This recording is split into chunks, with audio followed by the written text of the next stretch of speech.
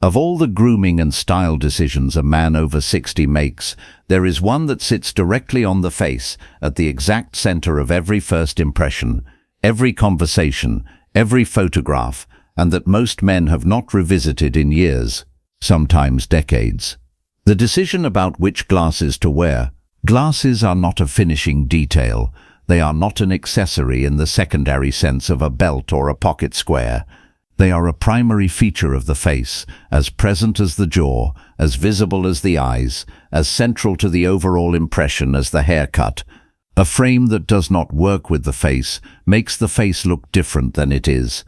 Older, heavier, harder, more tired, and because most men have been wearing the same or similar frames for a long time, the frame has become invisible to them, part of the landscape of their own reflection, not a thing they see anymore, but a thing they see through. This video is about making the frame visible again, about stepping back and assessing, honestly and specifically, whether what is on the face is working for the face or quietly working against it. Not in a way that requires spending a great deal of money, not in a way that requires following fashion, but in the way that all good style advice works, by identifying the specific decisions that are adding years and visual confusion to the impression and replacing them with better decisions. This channel is about classic menswear, timeless style, and the practical grooming and style decisions that help men over 60 look their best. Glasses have been the missing element in this conversation, and today we are addressing them completely. The first mistake is the one most common and most impactful: the frame that is too large for the face. Frame size has followed trends just as clothing has. For a significant period, oversized frames, large ovals, wide rectangles, frames that extend well beyond the outer corner of the eye were the dominant aesthetic. Many men over 60 bought frames during this period and have continued wearing similar proportions ever since, updating the style slightly but not the scale. The result on a mature face is a frame that dominates the features rather than framing them. A frame that is too large covers more of the face than it reveals. It reduces the visible area of the cheek below the frame, making the lower face appear smaller and heavier simultaneously. It extends beyond the natural width of the face, creating a visual widening that works against the sharp definition of the jawline and the clarity of the features. And because large frames are often also heavy, whether in plastic or in thick metal, they sit on the face with a visual weight that contributes to an impression of something dragging downward, which is the visual equivalent of adding years. The correct frame width follows one simple rule: the outer edge of the frame should not extend beyond the widest point of the face. When the frame sits within the natural width of the face, the features are clearly framed rather than overwhelmed. The cheekbones are visible below the lens, the temples are clean at the side, and the face reads as defined and well-proportioned rather than visually compressed by a frame that is asking for more space than it is given. The second mistake is material, specifically the heavy plastic or acetate frame that was fashionable for a period and that on a mature face carries a visual weight and a generational signal that work against the impression most men over 60 want to create. Thick plastic frames have two visual effects on a mature face. The first is weight.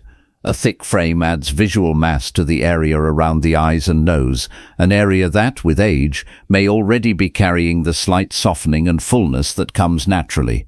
Adding more visual weight in this zone makes the features appear heavier rather than more defined. The second effect is a generational signal. Thick plastic frames in certain shapes and proportions read as belonging to a specific period, which means they read as dated on a man who has been wearing them since that period. Not because they were bad then, but because time has moved and the frames have not. The alternative is a metal frame, thin, lightweight, with a clean profile that contributes almost nothing to the visual weight of the face while providing structure and definition. Metal frames in classic shapes, a slim rectangle, a clean round, a slight keyhole bridge are among the most timeless options available for men over 60 because they change least with fashion cycles, they add no visual weight to the face, and they allow the features rather than the frame to be the primary impression. If you are finding this useful and you want more practical, specific advice on the decisions that actually change how a man over 60 looks, go ahead and subscribe. This channel is built around exactly this kind of detail that most men have never been directly told. The third mistake is one of the subtler ones, but consistently visible in practice, the frame color that does not work with the skin and hair tone. Men over 60, with grey or white hair and skin that has changed with age, face a specific color challenge with eyewear. A very dark, heavy frame, particularly in dark brown tortoiseshell or black, creates a high-contrast border around the eyes that can read as harsh against lighter skin and hair tones. The frame competes with the face rather than harmonizing with it. Conversely, a frame that is too close to the skin tone, a light flesh-toned plastic, a very pale gold, disappears visually, which is the opposite problem. The frame provides no definition, and the eyes appear less bright and less present. There is also a specific interaction between frame color and the silver or white hair that most men over 60 have, that most eyewear advice never addresses. Silver and white hair are cool tones, and they coordinate most naturally with frames in the same cool or warm neutral family. A very warm dark brown tortoiseshell can create a tonal conflict with cool silver hair, making the frame read as slightly at odds with the rest of the face. A gunmetal grey, a silver metal, or a subtle warm gold avoids this conflict entirely, connecting to the cool silver of the hair while adding just enough warmth at the face to create definition without competition. The frame colors that consistently work best for men over 60 are warm midtones in metal, a classic gunmetal grey, a warm matte gold, a subtle rose gold, and in plastic, a light tortoiseshell or a warm amber rather than the darkest version. These colors provide definition without competing. They create a clear boundary around the eyes without the harshness of a very dark frame on a lighter face. And they coordinate naturally with the warm palette of brown leather and camel that most well-dressed men over 60 build their wardrobe around. The fourth mistake applies specifically to sunglasses, wearing frames that are clearly designed for younger men, whether in size, shape, or the visible styling language of the frame. Wraparound sports sunglasses are the most common version of this mistake. They read as athletic and functional, which is perfectly appropriate in genuinely athletic contexts. But in the context of a man over 60 who wants to look sharp and put together in an everyday summer setting, wraparound sunglasses create a visual contradiction with everything else the man has worked to establish in his appearance. The jacket, the shirt, the shoes, the grooming, all sending one message, the sunglasses sending another entirely. There is also the question of mirror lens sunglasses and heavily tinted statement lenses. Blue mirror, bright yellow, red tint. These lens choices read as a younger man's aesthetic, and when worn by a man over 60 in a smart, casual or social setting, they create the same kind of visible effort problem we discussed in the Less is More video. The sunglasses become the thing people notice before they notice the man. And on a man over 60 who has worked to create a composed, intentional impression with everything else he is wearing, that is a distraction rather than a compliment.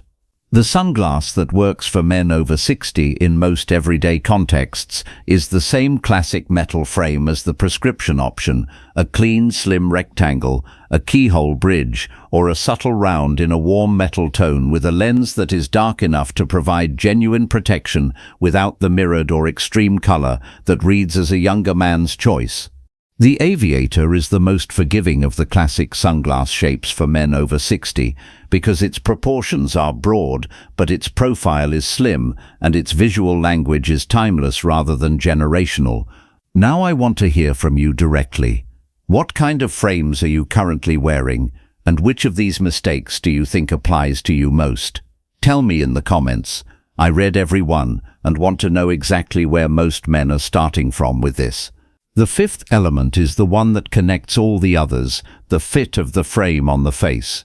A correctly chosen frame that does not fit correctly, sliding down the nose, sitting asymmetrically, resting too heavily on one ear, creates an impression of inattention that undermines even the best choice of style and proportion. The frame should sit with the top of the lens aligned approximately with the eyebrow, not significantly above it, not below it. The nose pads should hold the frame at a position that keeps the lens centered over the pupil rather than sitting below the natural eye line. And the temples should curve naturally behind the ear without pressing or creating the telltale slight asymmetry of a frame that has never been properly adjusted. Most optical shops will adjust frames for free. It takes a few minutes and changes how the frame reads on the face more than any other single variable. A frame that sits correctly is a frame that becomes part of the face rather than sitting in front of it.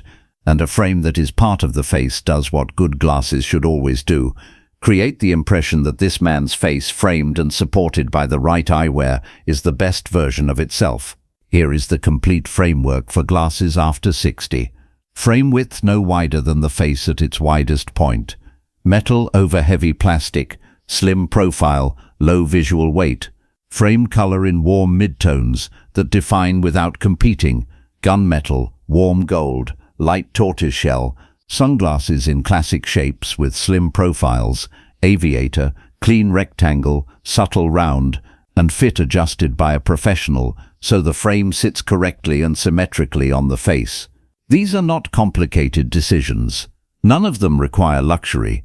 None of them follow trends. They follow the same principles that guide every other style decision in this channel: fit, proportion, simplicity, and the intention to look like the best version of who you actually are.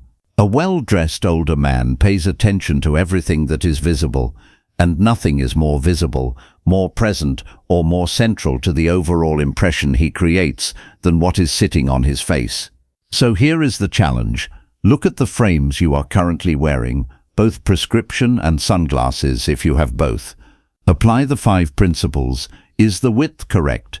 Is the material adding unnecessary visual weight? Is the color working with your skin and hair tone rather than against it? Are the sunglasses in a classic shape? And does the frame fit correctly?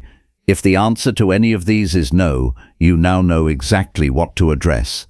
If you found this video useful, share it with someone who has been wearing the same frames for a long time and may not have thought about them this way. And if you are not already subscribed, now is the moment. This channel is built around exactly this kind of specific, practical advice for men who want every detail to work in their favor.